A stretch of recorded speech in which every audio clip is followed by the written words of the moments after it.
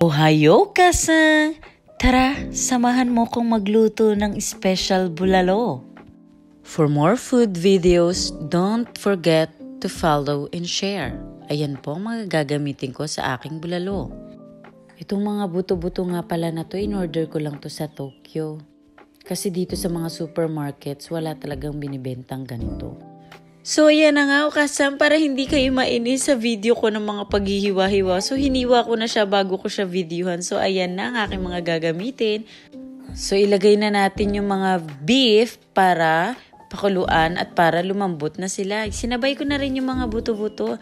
At ayan, ilagyan ko na siya ng pamintang buo. So naglagay na rin pala ako ng patis dyan o kasang. O kasang, mas masarap lagyan mo na ng patis yung bulalo mo kapag ka pinapakuluan para manuot yung lasa sa mga karne mo. So habang pinapakuluan, nilagay ko na yung mga sibuyas dyan at yung negi. At naglagay lang ako dyan ng beef cubes, isa lang po.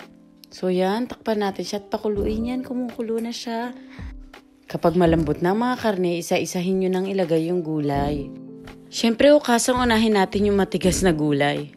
Siya nga palang pampaalat ko dito yung patis lang. Kayo na po bahala.